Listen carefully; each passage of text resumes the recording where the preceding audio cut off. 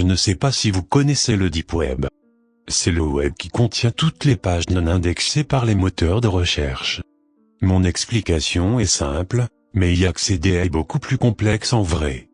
Ces pages sont peut-être introuvables sur Google, mais il est possible de chercher des informations dessus si vous ne savez pas ce que c'est et que vous souhaitez approfondir le sujet. En bref, j'ai téléchargé sur le Deep Web un plugin bien spécial. Je sais ce que vous vous dites, connaisseur du Deep, contrairement aux novices. Il ne faut pas télécharger dessus, il y a plein de virus, blablabla.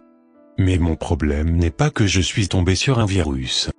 Le plugin était réservé à Facebook, et au début tout allait pour le mieux, il était dit que cela permettait de nouvelles fonctionnalités, comme par exemple passer du journal au mur, action impossible, en moins de 2, ou même d'avoir une nouvelle messagerie instantanée, l'explication accompagnée bien sûr de plusieurs captures d'écran, qui garantissaient une certaine fiabilité. Mais lorsque je l'ai installé, rien ne se déroula comme prévu. J'étais naïf. Atbook, Creepypasta, mythe et légende urbaine. Le plugin était en réalité appelé Atbook. Je ne m'étais pas posé de questions en lisant le titre. Le contenu seul aiguisait ma curiosité. Déjà, le plugin ne s'installa pas sur mon compte Facebook, mais sur une fenêtre à part. Le design de Atbook était rouge clair, avec de grosses lettres blanches. Dans une pop-up, des chiffres apparurent à l'écran. Il y avait sur la fenêtre ouverte une case sélectionnable où l'on pouvait taper des lettres. J'écris au hasard, F. Mes contacts Facebook dont le nom commençait par un F apparurent sous la case.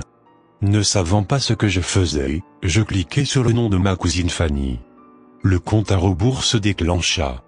La fenêtre vira soudain au rouge sang, et le bruit des nouveaux messages dans une discussion instantanée retentit, 10 fois plus fort que d'habitude. Chaque seconde s'écoulant était marquée par ce son, qui devenait de plus en plus dérangeant. Il restait à présent 22 heures avant que le compte à rebours ne se finisse. En descendant mon curseur sur la fenêtre, je vis un message accompagné de 2 boutons, oui et non. Vous venez de lancer un défi à Atbook. Le rendre plus complexe? Curieux et excité, je répondis oui. Je dus choisir un nombre entre 1 et 21. Je sélectionnai le 20. Le compte à rebours se débita de 20 heures en 1 seconde. Atbook, Creepypasta, mythe et légende urbaine, et sur mon écran s'afficha le message, analyse des données en cours. Suivi du lieu où habitait ma cousine, du nom du lycée où elle était, etc. J'eus un peu peur, mais je me dis tout de suite que toutes ces infos étaient inscrites sur Facebook, et que ce n'était pas un exploit de connaître tout ça. J'eus la présence d'esprit d'aller voir le mur de Fanny. Un statut récemment publié via son mobile indiquait qu'elle se trouvait dans un restaurant très connu dans sa ville, et qu'elle en adorait la nourriture. 9 personnes aimaient ça. Je fis de même. Je basculai ensuite sur Atbook, et j'aperçus que la position exacte de Fanny était inscrite, c'est-à-dire le restaurant dont elle parlait dans son statut. Une carte s'afficha. C'était le plan de la ville de Fanny. 2 gros points rouges étaient visibles, un qui bougeait et l'autre, qui restait statique à l'endroit du restaurant. Le point se rapprochait de plus en plus de l'autre, qui devait représenter ma cousine, venant de nulle part. J'étais spectateur de l'avancement d'une personne que je ne connaissais ni d'Adam ni d'Ève, qui allait faire je ne sais quoi avec ma cousine. Je commençais à prendre panique. Il restait 50 minutes. Qu'allait-il se passer? Je décidai de fermer la pop-up. Mon ordinateur ne répondit plus. Je voyais encore le compteur et les minutes défiler plus vite qu'à la normale. Le point avançait doucement, mais il atteindrait bientôt son but. J'appelais ma cousine. 1 fois. 2 fois. 3 fois et toujours la messagerie. Putain, mais qu'est-ce qu'elle fout? Elle a toujours son portable sur elle d'habitude. Pensais-je. Mon stress montait, tandis que je laissais un message. Je constatais l'avancement du point rouge, qui s'avérait encore plus rapide. Fanny, j'ai fait une connerie je crois, c'est dur à expliquer, tu vas peut-être me prendre pour un fou, mais... Plus que 20 minutes, puisque le compteur défilait normalement. Prends garde à toi, mets-toi à l'abri. Ne pose pas de questions et fais ce que je te dis. Quitte le restaurant tout de suite. Rappelle-moi quand t'es en sécurité. Je dis ces mots d'une traite, comme pour m'en débarrasser le plus rapidement possible. Pour me rassurer, je pensais que Hatbook n'était peut-être qu'un fake, pour effrayer les internautes, et que j'avais réagi comme le surfeur lambda. Il fallait être plus malin que ça. Oui, c'était cela, je m'étais sûrement fait berner. J'aurais bien voulu me complaire dans mon utopie, mais les chiffres rouges sans sur l'écran me ramenèrent très vite à la réalité. Soudain, le compteur bloqua à 10 minutes 23. Ouf! Quelqu'un a réussi à arrêter Hatbook. Fanny est sauvée, en plus elle a dû écouter mon message et voir mes 3 appels maintenant, car elle devait manger, elle va vite me rappeler, je vais tout lui expliquer, tout va bien. Me disais-je.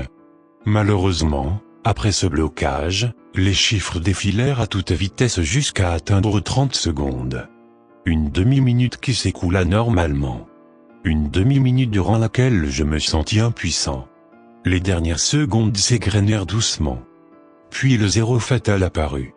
Les 2 points se rencontrèrent. Il ne se passa rien durant toute une minute. Puis fin s'inscrivit sur Hatbook. Par réflexe, je remis Facebook. J'avais une notification.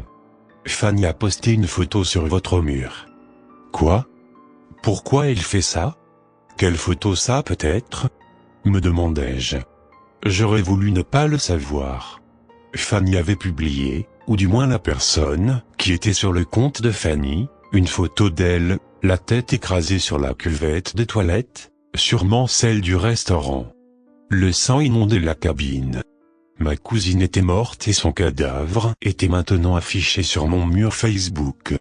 Dès la publication, beaucoup de mes amis se mirent à commenter, à dire qu'ils étaient choqués, qu'ils ne comprenaient pas ce que c'était. Ils signalèrent la photo.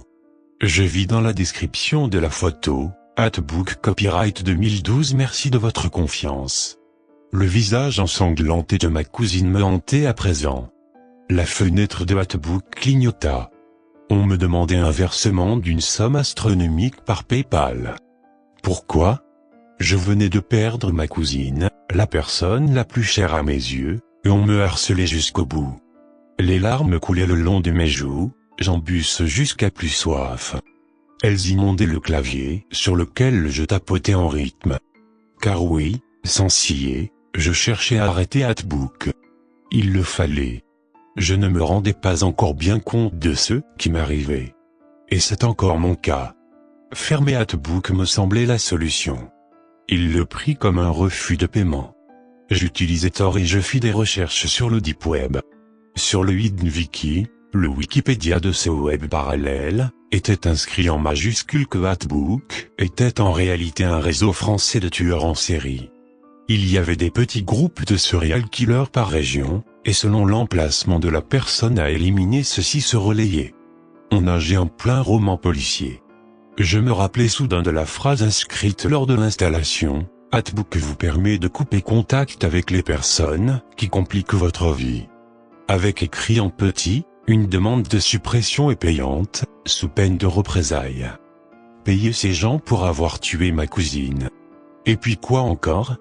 Malgré cela, c'était quand même moi qui avais ordonné ce meurtre. Une pop-up s'ouvrit. Le compte à rebours. J'avais refusé de payer, j'allais devoir, sans jeu de mots, en payer le prix. Ma ville était inscrite sur la fenêtre. Je supprimais vite sur Facebook la précision d'où je me trouvais. Rien à faire, la carte était déjà apparue, avec un point qui devait me symboliser, moi, la proie, et l'autre qui arrivait. À l'heure où j'écris ce texte, le compte à rebours indique qu'il me reste 1 heure.